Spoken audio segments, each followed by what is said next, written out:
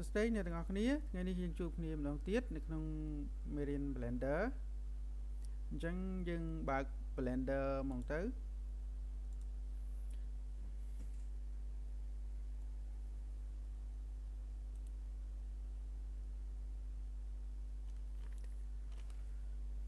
នេះគឺ Blender គឺយើងបើកមកហើយអញ្ចឹងអ្នកទាំងអស់គ្នាចូលមក General ទៅចុចលើ General ហើយ select នៅលើវាទៅ mouse ស្ដាំ delete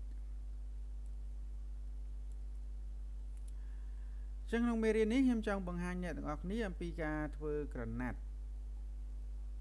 អញ្ចឹងយើងជាដំបូងយើងចូលទៅ add mesh យក side link ទៅអ្នកទាំងអស់គ្នាក៏អាចយក cube អាចយកអីផ្សេងបានដែរឥឡូវខ្ញុំយក side link ចុះ cylinder scale វាឲ្យធំបន្តិចមកអូខេតទៅពីបានប៉ុណ្ណឹងហើយខ្ញុំទៅយកមួយទៀតគឺ add mesh plan គឺរៀងវាលក្ខណៈបែបនេះអញ្ចឹងយើងអាចយកមកធ្វើជាក្រណាត់បានអញ្ចឹងកម្ពស់នេះទៅបានហើយកុំឲ្យខ្ពស់ពេកយើងពង្រីកវាមក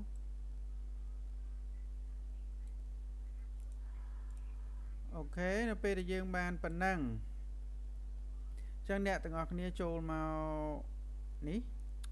object mode ចុចលើវាហើយយើងយកទៅយកពាក្យ edit mode អ្នកទាំងអស់គ្នាយកទី1មក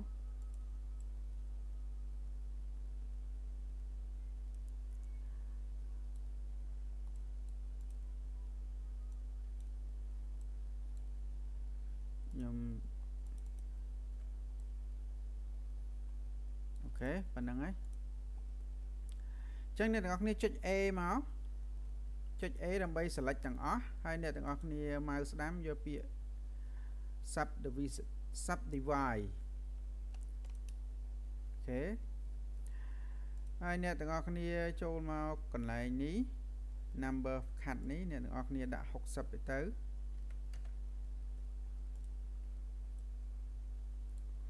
អូខេនៅពេលដែលបានប៉ុណ្ណឹងហើយអ្នកទាំងអស់គ្នាចូលមកចំណុចនេះមកនេះphysics property អ្នកទាំងអស់គ្នាចូលមក close អញ្ចឹងយើងទៅ object mode វិញទៅនៅពេលដែលអ្នកទាំងអស់គ្នាចូលមក close រួចហើយកន្លែង close នេះចំណុចសញ្ញា3នេះអ្នកទាំងអស់គ្នាចុចលើវាទៅកន្លែង close preset ហ្នឹងហើយវាមានប្រភេទក្រណាត់ឲ្យយើងរើសអញ្ចឹងខ្ញុំយក seal ចុះ seal នៅពេលដែលយើងយក seal ហើយចាំមើលថានៅពេលដែលយើង animate ទៅថាវាអាចក្រណាត់នឹងខ្លាយទៅជាក្រណាត់ហើយឬនៅ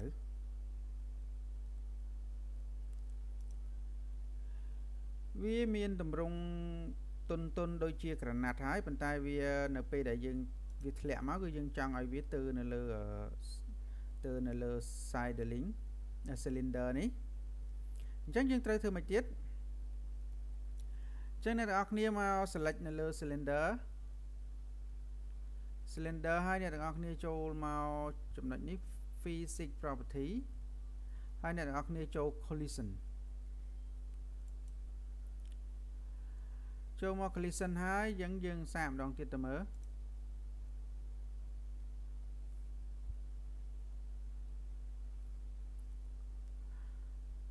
អូខេនៅពេលនេះវាคล้ายទៅជាក្រណាត់ហើយប៉ុន្តែវាអត់ទាន់ smooth ទេវាមិនទាន់ស្អាតអញ្ចឹងអ្នកទាំងអស់គ្នាចូលមក object apply scale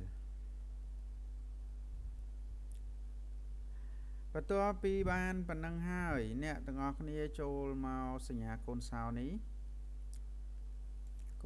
ហើយអ្នកទាំងអស់គ្នាចូលមក add modifier អ្នកទាំងអស់គ្នាយក subdivision effect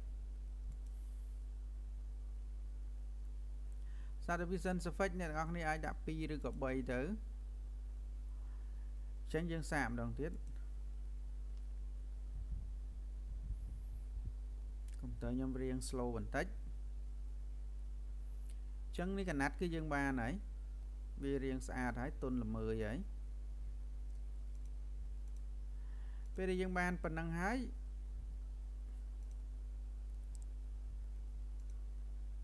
អ្នកទាំងអស់គ្នាមកស្ដាំ set smooth វាទៅអូខេរួចហើយអ្នកទាំងអស់គ្នាចូលមក physics property ដដែលមកអ្នកទាំងអស់គ្នាចូលមក collision ហើយមក tick កន្លែង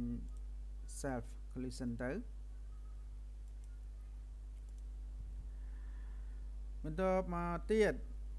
អ្នកទាំងអស់គ្នាគ្រាន់តែចង់នៅពេលហ្នឹងយើងចង់ដាក់ក្រណាត់ហ្នឹងឲ្យវាមានកម្រាស់បន្តិចឲ្យវារាងសាច់ក្រាស់អញ្ចឹងអ្នកទាំងអស់គ្នាចូលមក modifier property អ្នកទាំងអស់គ្នាចូលមក add modifier យកពាក្យ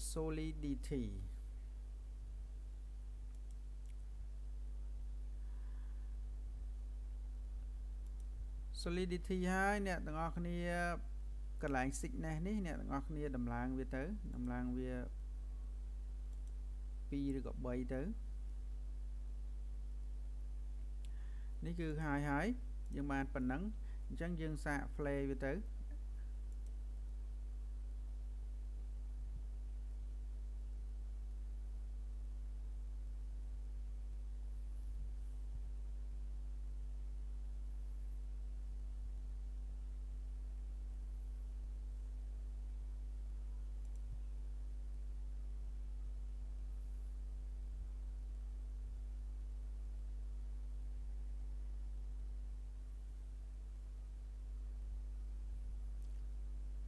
អូខេនេះក្រណាត់យើងបានក្រណាត់មួយហើយបន្ទាប់មកទៀតអ្នកនរគ្នាអាចដាក់ពណ៌លើវាខ្ញុំសាកដាក់ពណ៌តើវាអាចទៅកើតអត់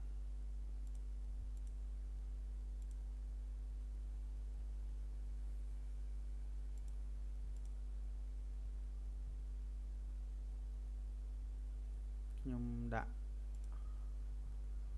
ពណ៌នេះអត់ស្អាតទេដាក់ពណ៌នេះ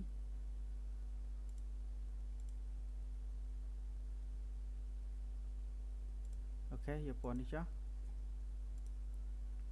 អញ្ចឹងយើង play វាទៅថាកណាត់នឹងធ្លាក់មកស្អាតអត់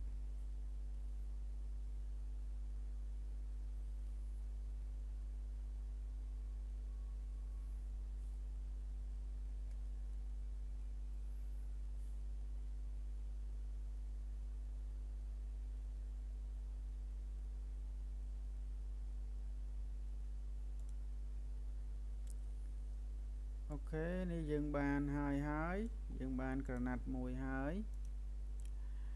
អញ្ចឹងការបង្កើតក្រណាត់នៅក្នុងវីដេអូនេះគឺមានតែប៉ុណ្្នឹងទេបើសិនជាអ្នកទាំងអស់គ្នាចូលចិត្តសូមជួយចុច like និងចុច subscribe នៅ channel របស់ខ្ញុំមួយផងសូមអរគុណជួបគ្នានៅវីដេអូក្រោយ